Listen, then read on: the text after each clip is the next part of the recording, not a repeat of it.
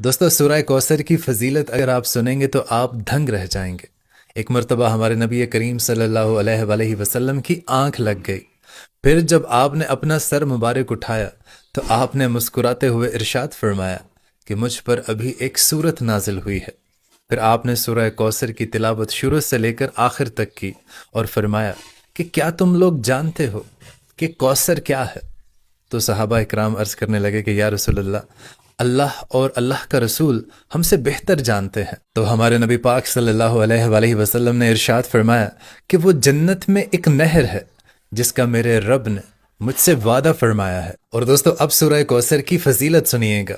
اگر کسی شخص کو کسی دشمن سے ڈر ہو کہ وہ آپ کو نقصان پہنچا سکتا ہے تو اس شخص کو چاہیے کہ روزانہ کثرت کے ساتھ سورہ کوثر کی تلاوت کیا کرے۔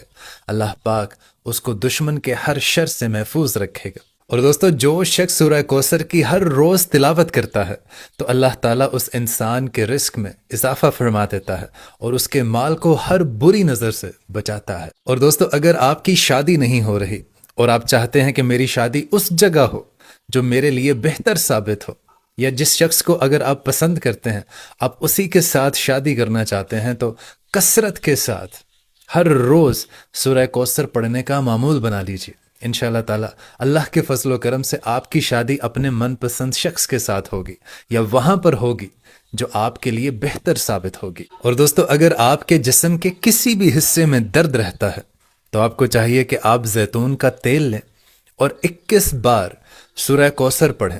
اول اور آخر 11 مرتبہ آپ نے درود شریف پڑھنا ہے اور اس تیل پر آپ دم کر لیں، اور اس تیل سے پھر جہاں پر آپ کو درد ہے اس حصے پر آپ مالش کریں۔ انشاءاللہ تعالی اللہ پاک کے فضل و کرم سے آپ کو راحت ملے گی۔ اور دوستو اگر میاں بیوی آپس میں بہت زیادہ لڑتے جھگڑتے رہتے ہوں، آپس میں محبت نہ ہو، تو اس جوڑے کو چاہیے کہ کسی بھی میٹھی چیز کو پکا کر اس پر 21 مرتبہ سورہ کوثر پڑھ کر دم کریں اور ایک دوسرے کو کھلائیں۔ انشاءاللہ تعالی اللہ کے فضل و کرم سے جوڑے میں محبت پیدا ہوگی۔ اور دوستو اگر آپ کو لگتا ہو کہ آپ کے رزق میں کمی ہے تو آپ کو چاہیے کہ رات کو اٹھ کر تہجد کی نماز ادا کرے اور نماز ادا کرنے کے بعد 41 بار سورہ کوثر کی تلاوت کرے اور اللہ تعالیٰ کے حضور دعا کرے۔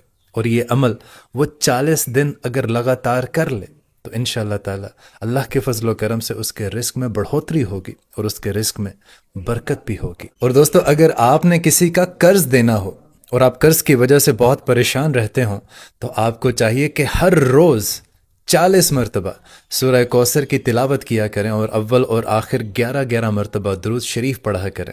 انشاءاللہ تعالی اللہ پاک ایسے اسباب پیدا فرما دیں گے کہ آپ کا قرض ادا ہو جائے گا۔ اور دوستو یہ وظیفہ بہت ہی خاص ہے۔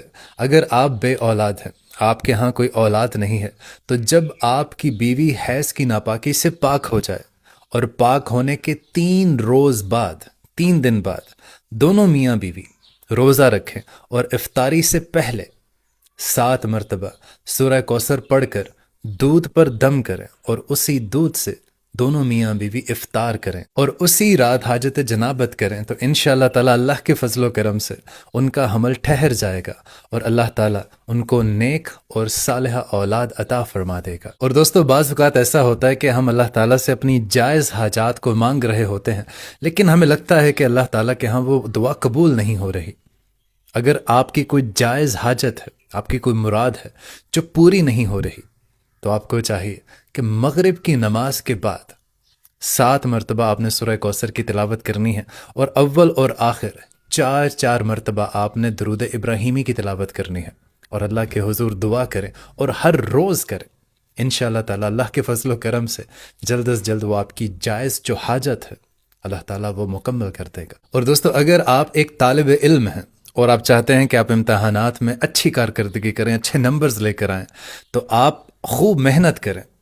خوب محنت کرنے کے بعد جب آپ امتحان کے لیے جائیں تو اول اور آخر آپ نے 4 مرتبہ درود ابراہیمی پڑھنا ہے اور 7 مرتبہ آپ نے سورہ کوثر کی تلاوت کرنی ہے، اور پھر آپ اپنا پرچہ جو ایگزام ہے اس کو حل کریں۔ انشاءاللہ تعالی اللہ پاک آپ کو کامیابی سے ہمکنار کرے گا انشاءاللہ۔ اور دوستو اگر کسی لڑکی کے رشتے میں رکاوٹ ہو، بندش ہو، اور کوئی اچھا رشتہ اس کے لیے نہ آتا ہو، یا جو بھی رشتہ اس کے لیے آتا ہے اس کسی نہ کسی وجہ سے انکار ہو جاتا ہے، تو اس لڑکی کو چاہیے کہ جمعے کے دن عشاء کی نماز کے بعد 41 مرتبہ سورہ کوثر کی تلاوت کرے، اور اس طرح سے کرے کہ اول اور آخر 11 مرتبہ درود ابراہیمی پڑھے اور اللہ کے حضور دعا کرے، تو انشاءاللہ تعالی جلد از جلد اس کے ہاں جو بھی رشتہ آئے گا وہ اس کو سلیکٹ کریں گے، اس کو چن لیں گے، اس کی شادی اسی اچھے رشتے سے ہو جائے گی۔ سبحان اللہ۔